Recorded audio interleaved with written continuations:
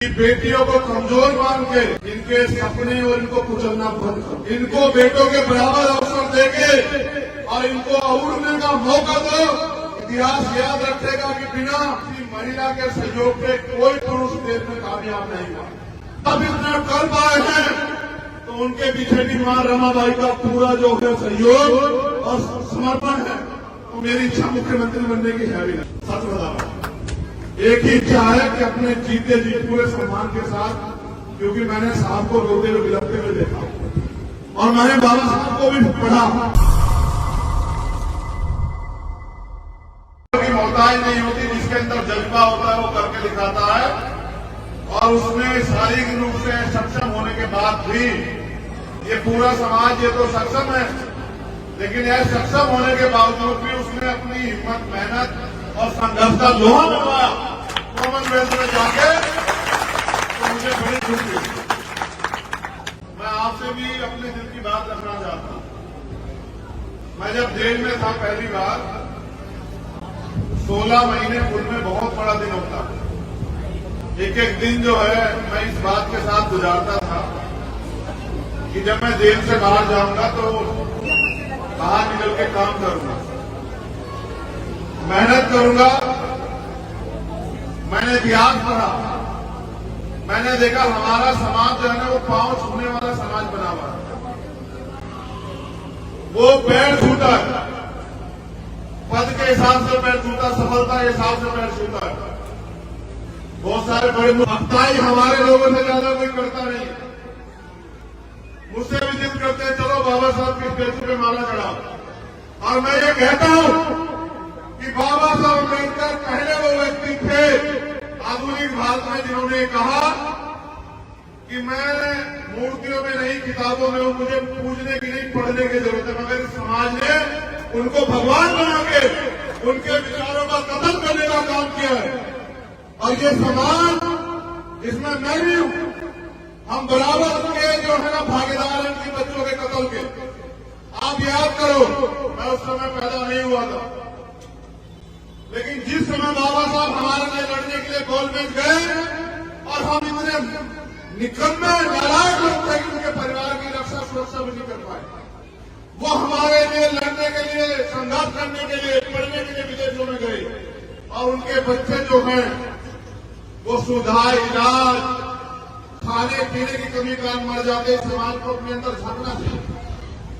जिस रहबर की वजह से आज ये मेरी बहन यहाँ देखा खड़ी और मेरे तन बदन पे कपड़े हैं, मुझे अधिकार मिला है सम्मान से जीने का, बोलने का हक, अधिकार की लड़ाई लड़ने का। उस रहबर के बच्चे जो हैं वो इलाज न मिलने के कारण मर जाते। ये समाज बैठा देखता रहता है। ऐसा समाज से नहीं समाज है। अपने अंदर आकलन करने, चिंतन करने की बजाय मुझे क्या खुशी होती है आपको सड़कों में नंगा होकर नाचते हुए देख के? नहीं, मैं आपको भीड़ नहीं बनाना चाहता, मैं आपको भक्त नहीं बनाना चाहता, मैं तो आपको लड़ने वाला योद्धा बनाना चाहता हूं। क्योंकि ये लड़ाई योद्धा जीत सकते हैं, भेड़ बकरी में कोई लड़ाई नहीं की आप दवाए। अगर आप पढ़ लिख के तैयार नहीं होंगे, आप अपने पैरों में खड़े होने के लिए मेहनत नहीं करोगे, तो दुनिया की कोई ताकत इतिहास में आपको आने वाले कल में भी आपको सम्मान और अधिकारों का जीवन दे ही नहीं सकती। आप हजारों साल से रो रहे भगवान के आगे, आप जो है लाखों साल से जो है गुरु के ज्ञान प्राप्त नहीं होता है। जिसका कोई गुरु ना हो वो कभी सफल नहीं हो सकता। जितना आदमी संघर्ष से सीखता है, जितना आदमी इतिहास सीखता है, उतना गुरु से भी सीखता है। मैंने भी अपने जीवन में गुरु बनाया, आज वो जिंदा नहीं। उनका नाम है रहबर मानने और साथ श्री काशीराम। मैंने उनके जैसा संत भी दुनिया में नहीं देखा इतिहास पढ़ के। फकीरी से भी ज्यादा फकीरी का जीवन जी के और एक सिंगल का जमीन, एक पैसा आपसे नहीं लेके गए, लेकिन मेरे जैसे और आपके जैसे हजारों लोग तैयार करते गए। तो मैंने इतिहास पढ़ा, मैंने दुनिया का इतिहास पढ़ा, भारत का नहीं दुनिया का। मैंने ये पढ़ा कि दुनिया में जो सबसे बड़ा तानाशाह हुआ जिसको हिटलर कहते हैं, हिटलर ने दुनिया के बारे में लिखा और देश के बारे में, भारत के बारे में लिखा। उन्होंने लिखा भारत का जो शोषित समाज है, भारत का जो बहुसंख्यक समाज है, वो सिर्फ और सिर्फ ताकतवर लोगों की कॉपी करने के अलावा, उनके पीछे करने के अलावा अपना कुछ बनाने खड़ा नहीं। लोग यहाँ मेरी जिंदाबाद करते रहो, जय हिंद के नारे लगाते इससे आपकी जिंदगी नहीं बदलेगी। अगर आप मेहनत करके संघर्ष करके आगे बढ़ने के रास्ते नहीं निकालोगे तो कैसे जिंदगी नहीं बदल सकती। आज भी हम लोग यहाँ पिछड़े बने हुए हैं और जब थोड़ा बहुत सरकार देती झूठन मांगने वाला क्या होता है भिखारी, देने वाला क्या होता है मालिक। हम मांगते रहते हाथ ऐसे करके वो लोग देते रहते हैं, छूटन खा खा के देते हैं। देश में कितनी सुविधाएं हमारे समाज को जो सोशल, हम रोटी के लिए मोहताज हैं। अगर मेहनत न करें तो हमारे बच्चों को रोटी ना मिले। कितने लोग घर में गाड़ियां, कितने लोग घर में एसी है, कितने लोग घर में फ्रिज है, कितने लोगों ने 4 पहिए की गाड़ी से हवाई यात्रा वो देश की यात्रा की है, कितने ऐसे लोग हैं जिन्होंने हवाई यात्रा की है। अगर हम देखें तो हमारी परसेंटेज 5% नहीं निकलेगी सोशल वर्ग, लेकिन फिर भी नहीं जागना चाहते, फिर भी नहीं खिलाना चाहते। बाबा साहब की बात करते हैं, शाम के टाइम एक कौवा एक अद्धा दारू का पीते हैं, माँ बहन को घर में बेइज्जत करते हैं, लड़ाई झगड़ा करते हैं आपस में, और फिर कहते हैं समाज आगे नहीं बढ़ रहा। जब तक आप ये नहीं छोड़ोगे अंधविश्वास पार्टीवाद और भाईचारा नहीं पैदा करोगे, लत्ता पकड़ खींचने की जगह हाथ पकड़ने का काम नहीं करोगे, आपकी जिंदगी से गुलामी कट नहीं सकती। मैं धन्यवाद देता हूं भीमार्मी के साथियों का, जिला पलवल और हरियाणा की टीम का, कि वो अपने पैरों पर खड़ी हो रही है। वो समाज के दुख सुख की लड़ाई लड़ रही है, लेकिन अभी लड़ाई शुरू हुई है। याद रखना, आप जो कर रहे हैं वो आपकी जिम्मेदारी है। अगर आपने अपने महापुरुषों को पढ़ा, अभी आजादी अधूरी है, अभी तो एक पहल निकली है। मैं तो उस दिन अपने आप को ताकतवर महसूस करूंगा जिस दिन देश के प्रधानमंत्री की कुर्सी पे बहुजन समाज का व्यक्ति बैठेगा, बाबा साहब अम्बेडकर को मानने वाला व्यक्ति बैठेगा, गुरु रविदास जी महाराज, भगवान वाल्मीकि महाराज, गुरु नानक देव, संत कबीर को मानने वाला व्यक्ति बैठेगा। और जिस दिन देश में ऐसा चाहूं राज में जो मिले सबन में अन्न और तुम बसे रविदास रहे, तब जाके जो है तो मानवता में आ जाएगा, गैर बराबरी खत्म हो जाएगी, गुलामी की जड़ें काट हो जाएंगी। किसी को अन्न की, किसी को खतरे की, किसी को लूट की, किसी को तमाम तरह की परेशानियां नहीं होगी। देश में अमन भाईचारा पैदा होगा, सबका सम्मान होगा, महिलाओं को बराबर के अधिकार मिलेंगे, किसी बहन बेटी का रेप नहीं होगा, उसकी हत्या नहीं होगी, उसकी दहेज के नाम पर नहीं चलाया जाएगा। तब जाके जो है इस देश में हम लोग ताकतवर महसूस करेंगे। नौजवानों ने मुझे ये भी शिकायत है समाज से कि हमारे यहाँ ये हरियाणा, स्पेशल हरियाणा, और एक बेटी नहीं, इस देश की स्टेट शामी ओलंपिक से लेकर कॉमनवेल्थ में हरियाणा की बेटियों ने, पूरे देश की, जहां नौजवान युवा पुरुष फेल हो गया, वहां बेटियों ने लाके मेडल लाला के देश की इज्जत थामी। लेकिन ये वही हरियाणा, याद करो, जहां सबसे ज्यादा भ्रूण हत्या जो है बेटियों की होती थी। आज देखो उसी हरियाणा में बेटियों ने जो है नाम रोशन कर करके, ये जो मेरे नौजवान युवा साथी खड़े हैं इनको भी आईना दिखाने का काम किया। अगर आज भी हमारे लोगों के अंदर ये मानसिकता है कि बेटी कमजोर होती है, बेटा ताकतवर होता है, तो देखो सीख लो। मैं इनके पिताजी का भी धन्यवाद करता हूं, क्योंकि बिना माँ बाप के, उनके सहयोग से कोई परिवार नहीं खड़ा हो सकता। मैं उनका भी धन्यवाद करता हूं कि उन्होंने, प्रथम गुरु तो माँ और पिताजी होते हैं, प्रथम पाठशाला घर होती, उन्होंने अवसर दिया, मौका दिया। गांव के लोगों की बात न सुन के कई लोग ये भी कह रहे हैं बेटी ये कहां भेज रहे हो, उन्होंने इसको उसके सपने को जीने का मौका दिया, जिसकी वजह से आज ये समाज का और देश का नाम रोशन कर पाए। तो मैं आपसे कहना चाहता हूं, जो नौजवान भाई यहां बैठे, बुजुर्ग यहां बैठे, कि बेटियों को कमजोर मान के इनके सपने और इनको कुचलना बंद करो। इनको बेटों के बराबर अवसर देके और इनको उड़ने का मौका दो। इतिहास याद रखेगा कि बिना किसी महिला के सहयोग से कोई पुरुष देश में कामयाब नहीं हुआ।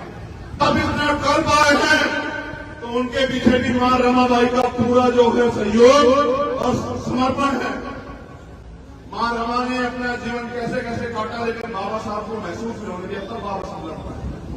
और फिर अगर मैं साहब काशीराम की बात करूं तो उनकी बहनों का, उनकी माओ का, उनके और समाज की महिलाओं का इतना बड़ा हमारा जो है उनके पीछे त्याग बलिदान है कि जिसकी वजह से जो है सात आश्रम के इतना बड़ा आंदोलन खड़ा कर पाए।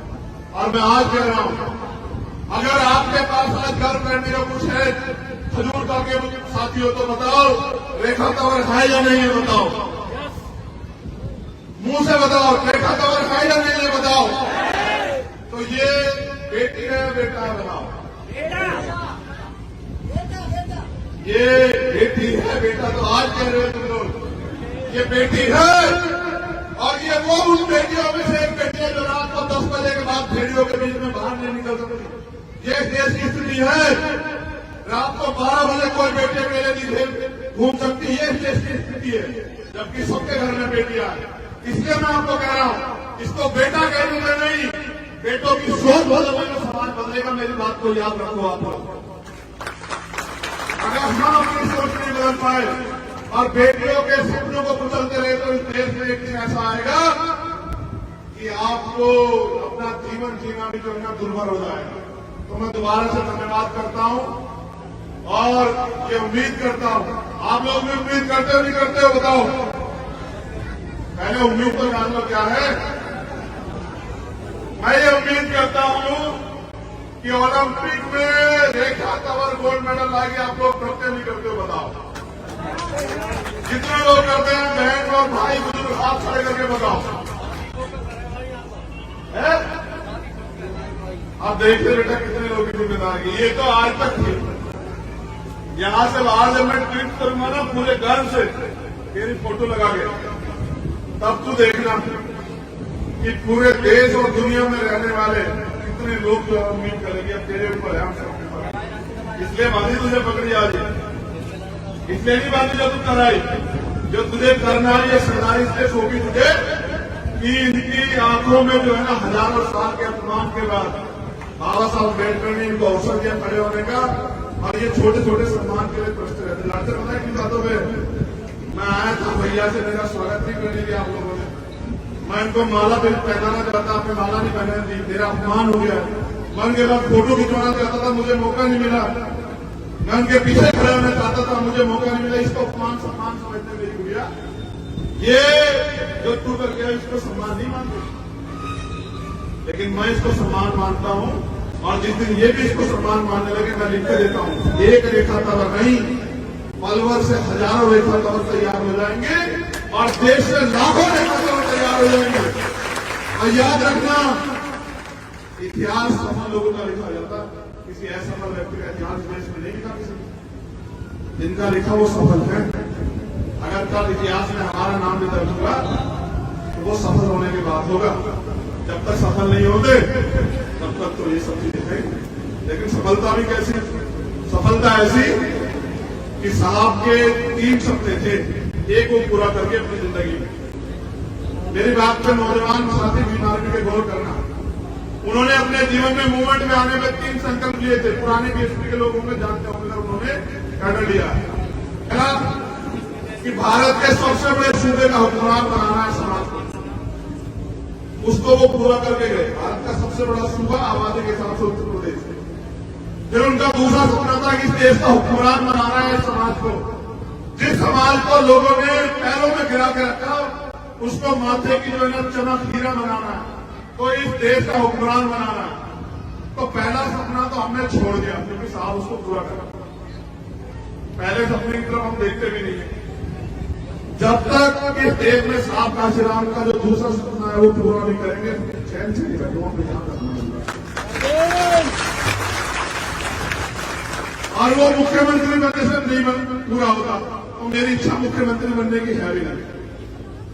सच बता रहा हूं, एक ही इच्छा है कि अपने जीते जी पूरे सम्मान के साथ, क्योंकि मैंने साहब को रोते हुए गिरते हुए देखा और मैंने बाबा साहब को भी पढ़ा देखा, इसलिए नहीं क्योंकि किताबों में देखा, फोटो में देखा, टीवी में देखा इसलिए नहीं क्योंकि मैं उनके समय में पैदा नहीं हुआ, लेकिन मैंने 18 मार्च 1956 का उनका भाषण सुना और पढ़ा भी, जिसमें वे कहते हैं कि मैं तमाम तरह के अपमान सह, क्या अपमान मानते हो तुम लोग, फोटो नहीं खींचा, माला नहीं लगी, पगड़ी नहीं गिराई, ये क्या होता था।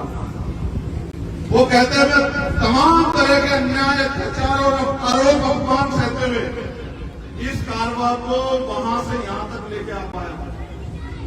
अगर आप इसको आगे नहीं बढ़ा सकते तो उसको पीछे मत जाने दें। और वो कहते हैं कि मैं चैन से मरना चाहता हूं, मेरी उम्र हो चुकी है, मैं बीमार रहता हूं, मैं रात भर सो नहीं पाता। जब मैं अपने चारों तरफ देखता हूं, गौर करना नौजवान साथी हमारे, पता लगेगा कि मूवमेंट किसे कहते हैं और महापुरुषों का दर्द किसे कहते हैं। तो कहते हैं जब मैं अपने चारों ओर देखता हूं तो एक भी नौजवान ऐसा नहीं दिखाई देता जो इस तंबू कह रहे हैं आंदोलन को, जो इस तंबू का बंबू बन के इस आंदोलन को आगे बढ़ा सकता। पूरे समाज से कह रहे हैं एक ऐसा रबर जिसके 4 बच्चे कुर्बान हुए तब हमारे तन पे कपड़े आए, वो कह रहे हैं समाज कि जब मैं अपने चारों तरफ देखता हूं तो एक भी नौजवान ऐसा नहीं दिखाई देता जो इस आंदोलन का, जो इस तंबू का बंबू बन के, जो अपना जीवन समर्पित करके इस आंदोलन को आगे बढ़ा सके, जो मैं चैन से मर सके, जो मैं अपने समुदाय के लिए करना चाहता था उसका 10% में नहीं कर पाया। मेरे सारे सपने अधूरे हैं। अब बताओ जिनका बाप ये कह के मर जाए कि भाई रोते हुए कि मैं यार कोई सपना पूरा करना चाहता था, मैं कर नहीं पाया, और उनकी निकम्मी औलाद उनके सपने को और पीछे चले जाए, तो उस रहबर को भी जो है क्या महसूस होता होगा। उन्होंने कहा आगे नहीं लेना, पीछे मत जाना। आज कहां है उनका सपना? क्या हैसियत है इस देश में हमारी? हम ही तो अपने आप में गौरवान्वित है कि नौकरी मिल गई बाबा साहब के आरक्षण की वजह से, और पंचायत से लेके और एमपी तक बन गए बाबा साहब के आरक्षण की वजह से। जमीन मिल गई बाबा साहब के आरक्षण की वजह से, पढ़ाई होगी बाबा साहब के संविधान की वजह से। इसके अलावा बताओ क्या कमाया। और ये समाज में आधी रात भी अगर मुझे जरूरत होगी तो अपने लहू का कतरा तेरे सम्मान में नछावर कर देंगे, लेकिन घबराना मत तेरी करना।